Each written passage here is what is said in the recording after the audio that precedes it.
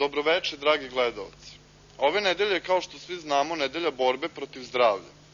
Uključujemo našeg specijalnog reportera, koji je, nadamo se, stigao u ordinaciju dr. Brik Mauda.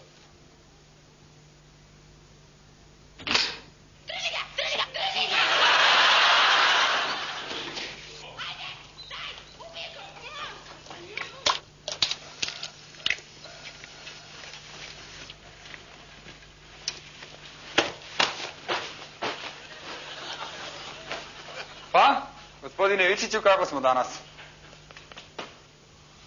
Sjajno, gospodine doktore, sjajno. I disanje mi je mnogo bolje. A, ne brinite, sredit ćemo da i to prestane. Sestro? Evo. Ma, ne, to, ajde, brži. Ukrenite se, molim.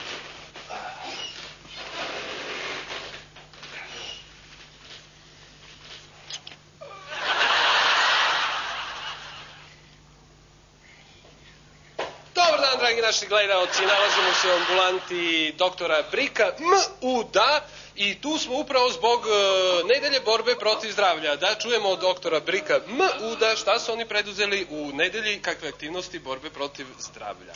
Pa ovako, mi smo na posljednjem kolegijumu doneli odluku da uvedemo pušenje u svim javnim prostorijama, zatim da se poseče drveće u parkovima, to je da se napravi crni pojas u kome bi građani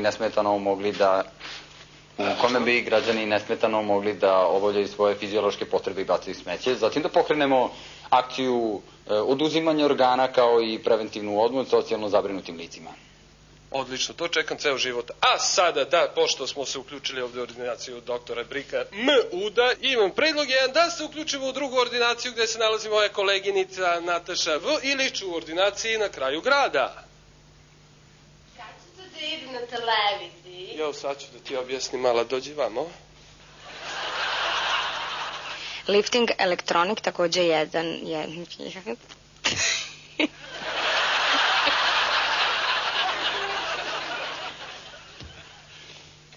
Napad neka. Neka znači.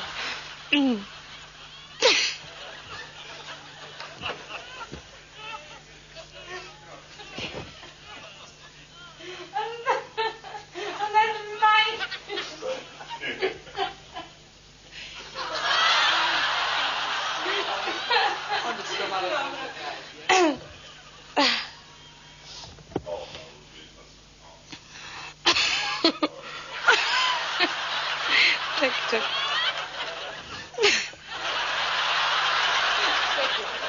Ne, sad ću se uzbaniti. Izvinite, doktorka, ne znam šta mi. Sad sam se zaprazno, jel? Može.